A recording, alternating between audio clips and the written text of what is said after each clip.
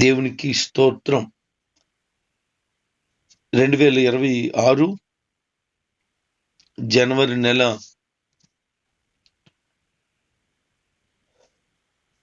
13వ తేదీ నేటి వాక్య ధ్యానం కొరకు అపోస్తల కార్యములు 19వ అధ్యాయం.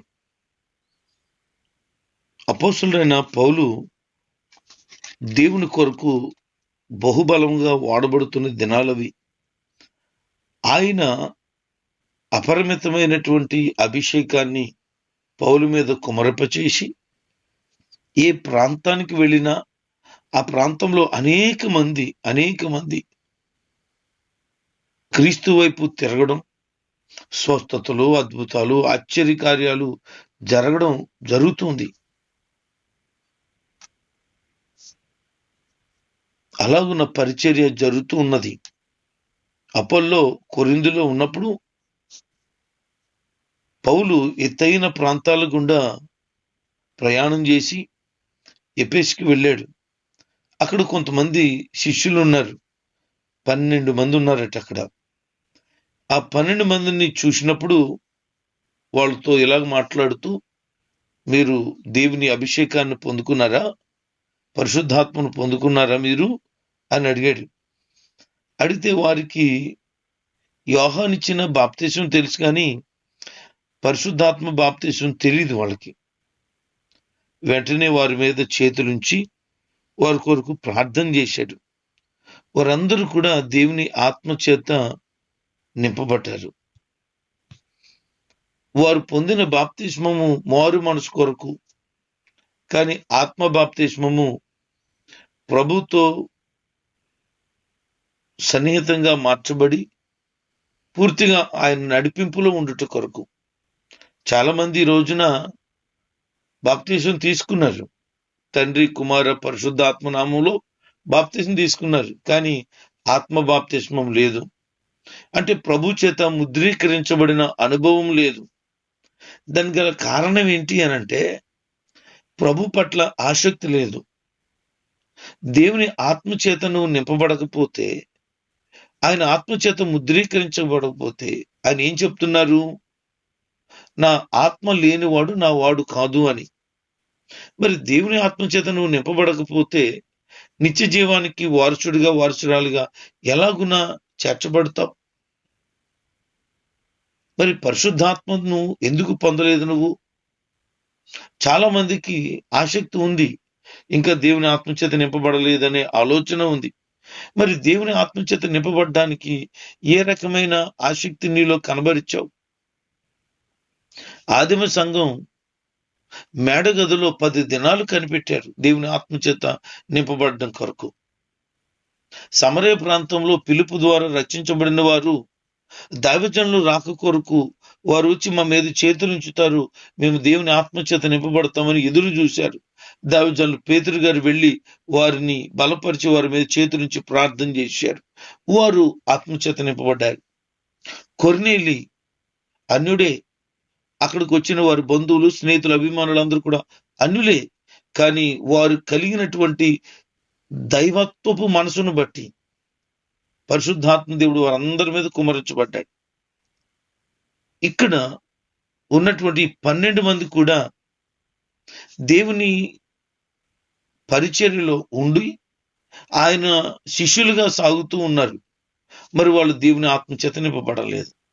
అందుకే వారి కొరకు పౌలు గారు ప్రత్యేకించి ప్రార్థన చేసి వాళ్ళ మీద చేతులు ఉంచినప్పుడు దేవుని ఆత్మచేత వారు నింపబడ్డారు. మరి ప్రతి ఒక్కరూ ఆత్మపూర్ణులై ఉండాలి కదా. మీరు ఆత్మపూర్ణులై ఉండమని ప్రభు సెలవిస్తున్నాడు కదా. మరి దేవుని ఆత్మచేత నింపబడకపోతే కన్నీళ్లు కార్చి మోకరించి ఉపవాసం ఉండి ఆయన ఆత్మను పొందుకోవడం కోసం ఆయన బ్రతిమలాడితే దేవుని ఆత్మచేత నువ్వు నింపబడతావు. మరి నీకు అట్టి ఆసక్తి కలిగి ఉంటే తప్పకుండా దేవుడు నిన్ను దర్శిస్తాడు. దేవుడి కొరకు నమ్మకంగా సాగు. అందరూ కూడా ఆత్మ బాప్తిస్మము పొందాలి. ఒకవేళ మీరు పొందలేని వారైతే ఇక మీదట పొందుట కొరకై ఆత్మలో తప్పకుండా సిద్ధంగా ఉండండి. దేవుడు తప్పకుండా అందరినీ అభిషేకిస్తాడు. పేతురు గారు ప్రసంగించుచుండగా కొర్నేలి దగ్గర ఉన్నటువంటి ఆ కుటుంబ సభ్యులందరూ కూడా ఆత్మతో నింపబడ్డారట. అంటే దైవ సేవకుడు వాక్యాన్ని బోధించినప్పుడు కూడా వారు దేవుని ఆత్మ చేత నింపబడ్డారు. అలాంటి ఆసక్తి హృదయాల్లో ఉండగలిగితే ప్రభు తప్పకుండా కార్యం చేస్తాడు. పౌలు గారు దేవుని పని కొరకు ముందుకు సాగుతూ యూదా సమాజ కేంద్రానికి వెళ్ళారు. యూదా సమాజ మందిరంలో దేవుని వాక్యాన్ని ధైర్యంగా చెప్తూ దేవుని రాజ్యం గురించి వాళ్ళని తర్కిస్తూ ఒప్పిస్తున్నాడట. అలాగున 3 నెలలు గడిపాడట. వాళ్ళందరూ కూడా చాలా ఆసక్తిగా వాక్యం విని చాలా మంది మారుమనసు పొందారు. అయితే కొందరు కఠిన హృదయం కలిగిన వాళ్ళు ఉన్నారు. వారు నమ్మలేదు. పైగా నమ్ముతున్న వారిని దూషించడం మొదలుపెట్టారు.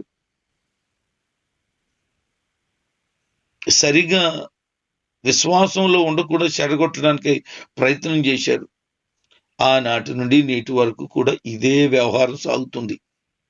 దేవుని కొరకు ఎవరైనా ఆసక్తి కలిగి నిలబడదాం, నమ్మకంగా ఉందాం అని అనుకుంటే చాలు, కొంతమందిలో దురాత్మలు దూరతాయి. భక్తి కలిగిన వాళ్ళని లేకుండా చేసి పడేయాలని ప్రయత్నం చేస్తాయి.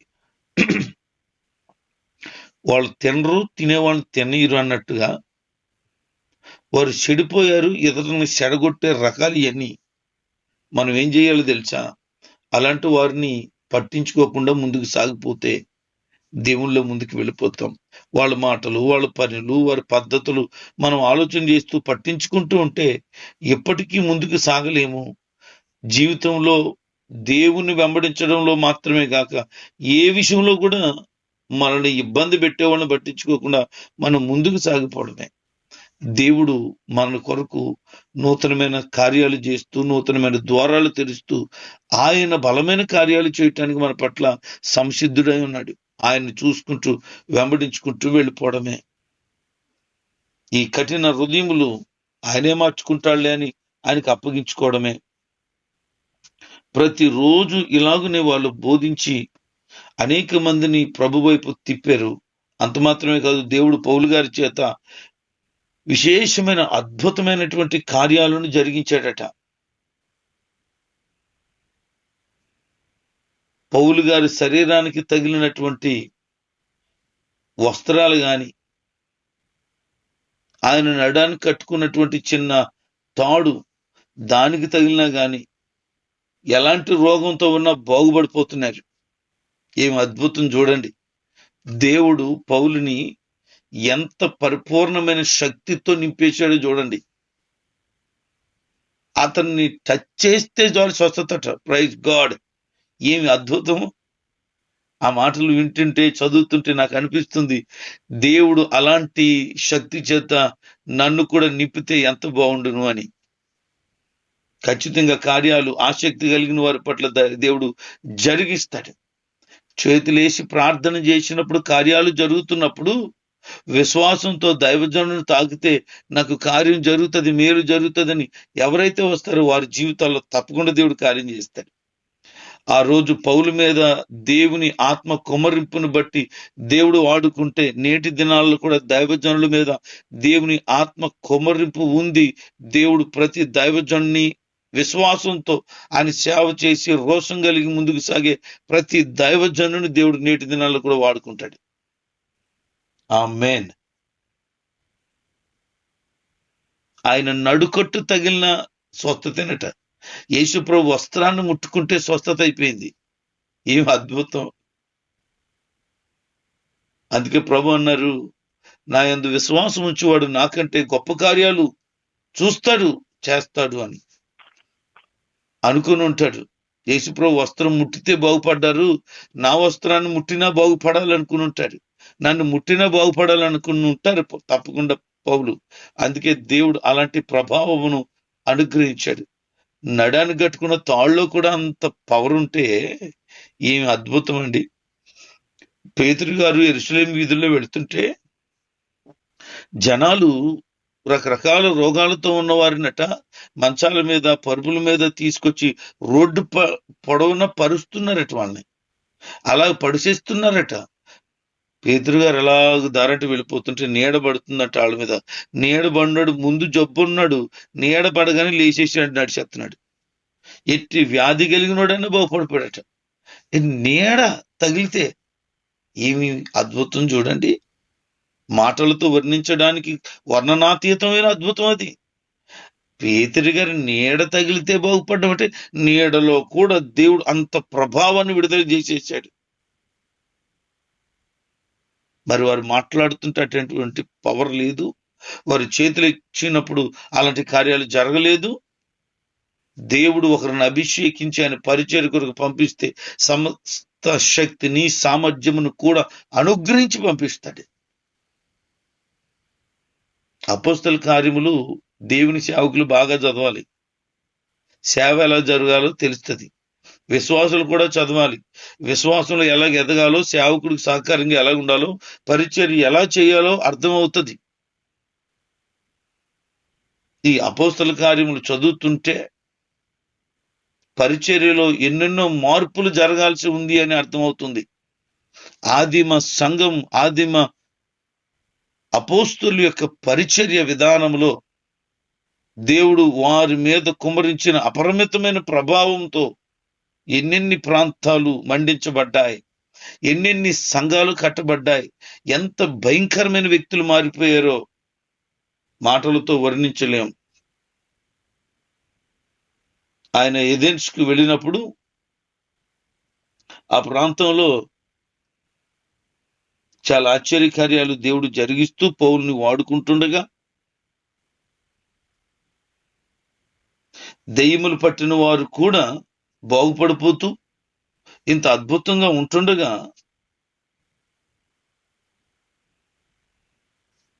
ఒక యాజకునికి 7 కొడుకులు ఉన్నారట. ఆ 7 కొడుకులు ఏం చేస్తున్నారంటే, పౌలు గారు యేసునామములో పో అంటే పోతున్నాయి దెయ్యాలు, మేమెందుకు అనకూడదు అని చెప్పేసి దెయ్యం పట్టినోడి దగ్గరికి వెళ్ళి యేసునామములో పో అంటున్నారట. ఎవడ పడితే వాడు అనేస్తే, ఎవడ పడితే వాడు యేసునామాన్ని ఉచ్చరించేస్తే కార్యాలు జరిగిపోతాయా? వాళ్ళు సొమ్ము కోసం, స్వార్థం కోసం పరిచర్య చేస్తున్నారు. వాళ్ళు దెయ్యం పట్టిన వాళ్ళు 2 మీద పడ్డాడట. వాళ్ళిద్దరిని చీల్చేసాడట. వాడు బట్టలు పీకేశాడట. వాళ్ళు చెదగొట్టేశాడట. వాళ్ళని తరిమేశాడట. దానికి ముందు అన్నాడు, యేసుక్రీస్తుని ఎరుగుదును నేను. పౌలుకు కూడా తెలుసు, పౌలు గురించి కూడా తెలుసు, మీరెవరు అన్నాడట. దేవుని అభిషేకం లేకుండా, దేవుని ఆత్మ నడిపింపు లేకుండా ఎవడబడితే వాడు ఏ కార్యాన్ని చేస్తే ఇలాగే దెయ్యాల చేత తన్నులు తినాల్సి వస్తుంది. ప్రతి ఒక్కడు మాట్లాడేయడమే, ప్రతి ఒక్కడు బోధించేయడమే, ప్రతి ఒక్కడు బైబిల్ పట్టుకుని సేవకుని అనేయడమే అంటే అది కాదు. దేవుని కొరకు నమ్మకంగా అభిషేకించబడి, ప్రత్యేకించబడి ఆయనలో సాగుతున్న వారు ఎవరైతే ఉన్నారో, దేవుని చేత ఎన్నుకోబడిన వారు వలన దేవుడి కార్యాలు జరిగిస్తాడు. ఆ ప్రాంతాల్లో దేవుని కొరకు నిలబడి వాడబడుతుండగా అనేకమైనటువంటి మాంత్ర విద్య కలిగిన వాళ్ళు దేవుడు పౌలు గారి ద్వారా జరిగిస్తున్న కార్యాలను చూసి వారి దగ్గర ఉన్నటువంటి వారి గ్రంథాలన్నీ తీసుకొచ్చి కుప్పగా కూర్చి మంట పెట్టి కాల్చేశారట. అవి 50,000 వెండి నాణ్యాలు ఖరీదు అని చెప్పారు. 50,000 వెండి నాణ్యాలు ఖరీదు అది.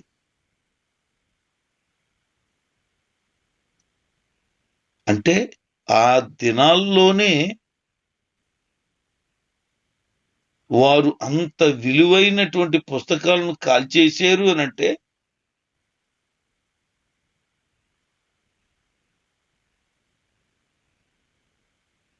దేవుని యొక్క కార్యాలు ఎలాగూ జరిగాయో,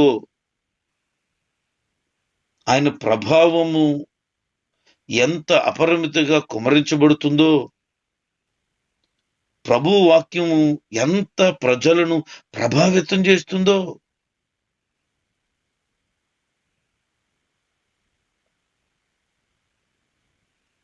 నేటి దినాల్లో కూడా అట్టి ప్రభావాన్ని ప్రభు విడుదల చేసి విశేషంగా ఆయన సేవకులను ప్రతి విశ్వాసిని ఆయన కొరకు నిలబెట్టి వాడుకొనుగాక. ఆ తర్వాత మాసిదోనియా, అకియా దేశముల మార్గముల మీదుగా యెరూషలేముకు వెళ్ళాలని మనసులో అనుకున్నాడు పౌలు. రోమాకు కూడా వెళ్ళాలని ఆలోచన చేశాడు. తనకు పరిచర్య చేయటానికి తిమోతిని, ఎరస్తుని మాసిదోనియాకు పంపి తాను ఆసియాలో కొంతకాలం నిలిచి ఉండిపోయాడట. ఆయన మార్గాన్ని బోధిస్తూ అనేక మందికి రాజ్య సువార్తను ప్రకటిస్తుండగా చాలా అల్లరి కలిగిందట. ఎందుకంటే దొమెత్రియా అనేటువంటి ఒక కంసాలి అర్తెమై దేవతకి 2 గుళ్ళను కట్టి అక్కడ పూజ చేయడం ప్రారంభించాడు. ఆ విస్తరణలో అతనికి చాలా లాభం వస్తుంది. మన ప్రాంతాల్లో కూడా కొంతమంది గుళ్ళు కట్టిస్తారు. ఎందుకంటే ఆ దేవత మీదో దేవుడి మీదో లాభం, ప్రేమతో కాదు. ఆ గుడి కట్టడం వలన గుడి పూజారి అతనే. అక్కడికి రకరకాలైన భక్తులు రావడం, ఆ ఉండిల్లో కానుకలు వేయడం, కొబ్బరికాయలు కొట్టడం, ఇంకేవేవో వ్యవహారాలు అక్కడ గుళ్ళ దగ్గర జరుగుతుంటే దానివల్ల బహులాభం వస్తుంది. ఆ గుడి మీద ఉన్న ప్రేమ కాదు, లేదా దేవతో దేవుడి మీద ఉన్నటువంటి అభిమానాలు కాదు, దాని వలన కలిగే లాభం మీద దృష్టి వాళ్ళది. ఆ చుట్టుపక్కల 4-5 వ్యాపారాలు జరుగుతాయి. అలాగే వ్యాపారస్తులకి లాభము, వ్యాపారం వలన ఈ గుడి సంబంధించిన వ్యక్తికి లాభం. నేను ఒక వీడియో చూశాను, అది బహుశా సినిమాలోనో లేకపోతే సంథింగ్ ఎక్కడో ఉండొచ్చేమో నాకు తెలియదు. కానీ ఆ వీడియో క్లిప్పింగ్ ఏముందంటే, ఒక వ్యక్తి దారంటి వెళ్ళిపోతుంటాడుగా, ఒక రాయి కనపడగానే వాడు వెంటనే ఒక క్లాత్ దాని మీద వేసి కొంచెం కుంకుమ దాని మీద చల్లి జై జై అన్నాడు. జై జై అనగా దారంటి పోతున్నవాడు చూసి నమస్కారం పెట్టేయగానే, ఈ దేవత మామూలు దేవత కాదు, కోరికలు తీర్చే దేవత, నాకు ఉద్యోగం వచ్చింది, నాకు ఫలానా జరిగింది అని అన్నాడు. ఇంకొక మనిషి విని ఏం జరిగిందంటే, ఇదిగో ఇలా జరిగిందంటే తనకి ఇది మామూలు దేవత కాదట, నమస్కారం నమస్కారం నమస్కారం అని పెట్టాడు. ఒకడు, ఇద్దరు, ముగ్గురు, నలుగురు, 10, 50, 100 అయిపోయారు అక్కడ. దాని మీద క్లాత్ వేసినోడు వచ్చి ఇదిగో మొహం కడుక్కోవడానికి అలా వెళ్ళాను అని ఆ క్లాత్ తీసేట్టు టుప్పమని, అది రాయే. ఏట్రా అజ్ఞానంలో మీరున్నారు, నేను రాయి మీద వేసాను ఈ క్లాత్ నాది, ఎర్రది, నేను పట్టిపోయాడు. ఏం అర్థం అవ్వలేదు. అంటే ప్రజలు ఎలాగున్నారు అంటే అంత అమాయకంగా ఉన్నారు.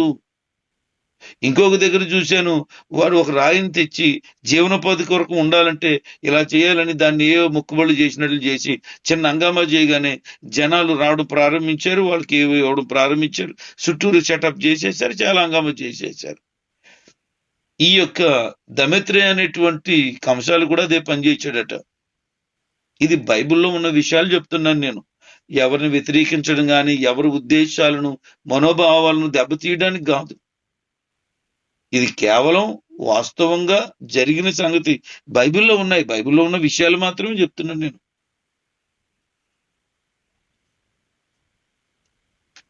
ఎప్పుడైతే వీళ్ళకి అలాగ జరిగిందో, జీవనోపాధి పోయిందో, ప్రజలందరూ క్రీస్తు వైపు తిరుగుతున్నారో, పౌలు గారిని పట్టుకున్నారు. ఇంకా కొంతమంది వారితో పాటు ఉన్నారు. వారికి లాభం పోయిందని, మన మహామహాదేవి అయినటువంటి అర్థమై ఆ గుడిని జనాలు తృణీకరిస్తున్నారని, జనాలందరూ కూడా యేసుక్రీస్తు వైపు మళ్ళీపోతున్నారని, ఇలాగైతే కొన్ని దినాల్లో మనం ఈ దేవత పూజలు పునస్కారాలు కోల్పోతామని వాళ్ళు మాట్లాడుకోవడం ప్రారంభించారు. లాభం పోతుంది కదా, అందుకని. జరిగిన విషయం ఏంటంటే, వాళ్ళు ఒక పెద్ద క్రియేషన్ చేశారు. ఈ అర్తెమై దేవి ఆకాశం నుంచి ఊడిపడిందని మొదలెట్టారట వాళ్ళ ప్రసారం. అలాగున అక్కడ ఆ దేవత వెలిసింది. అలాగున ఆ ప్రజలకు ఏదో మేలు జరుగుతుందని ఆలోచన చేసి ఆ ప్రాంతం అంతా కూడా స్ప్రెడ్ చేశారు. బాగా లాభం వచ్చేసిదట. వాళ్ళందరూ గుమ్ముగూడి ఈ పరిస్థితిని బట్టి మనం నష్టపోతామని చెప్పి ఆలోచన చేసి పౌలు గారిని, గాయును, అరిస్కారును పట్టుకోవాలని ప్లాన్ చేశారు. పౌలు గారు అప్పుడు అక్కడ లేడు. అందుకని వీళ్ళిద్దరిని పట్టుకొని వాళ్ళకి సంబంధించిన గుడి దగ్గర ఉన్నటువంటి నాటకశాల ఒకటి ఉంటే అందులోకి తీసుకెళ్ళిపోయారు. చాలా మంది చిన్నలు పెద్దలు వచ్చారట. చాలా మందికి ఎందుకు అక్కడికి వెళ్ళారో కూడా తెలియదట. అసలు ఏం జరుగుతుందో తెలియదంట. అంటే గుడ్డది చేయబడినట్టు ఉంది పరిస్థితి వాళ్ళకి. ఆ గుడి దగ్గర వీళ్ళిద్దరు కూడా ప్రసంగిస్తున్నారు, తర్కిస్తున్నారు. పౌలు గారు కూడా చేస్తున్నారు ఆ పనులు. కనుక ఈ ఈ ఇబ్బందికరమైన పరిస్థితి వీళ్ళ వల్లనే వచ్చిందని చెప్పి వీళ్ళిద్దరిని పట్టుకొని వెళ్ళి అక్కడ సభలో కూర్చొని పెడితే చాలా మంది జనాలు వెళ్ళారట. ఎందుకు వెళ్ళారో కూడా తెలియదంట. అలాగున్నారు ఈ రోజున.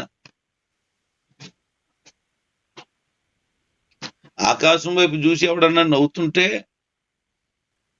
గట్టిగా నవ్వుతుంటే ఎందుకు నవ్వుతున్నాడో పక్కోడు తెలియదు. ఆడు వచ్చి నవ్వుతాడు, ఏటో నవ్వుతున్నావు ఏటో అండవు, నవ్వేస్తూ ఉంటాడు. ఏమీ లేదని చెప్పాడు మొదటోడు వారిపోతే, ఏట్రా వెళ్ళిపోతున్నాడంటే తెలియదు. ఇంకా పైన చూస్తానే ఉంటారు. ఏదో కనబడుతుంది అనుకుంటారు. అంత అమాయకంగా ఉన్నారు వీళ్ళు. వెళ్ళినోళ్ళు గొడవ అవుతుంది, పరిస్థితి ఇది అని తెలియదు. వెళ్ళిపోవడమే. వెళ్ళిపోయారట.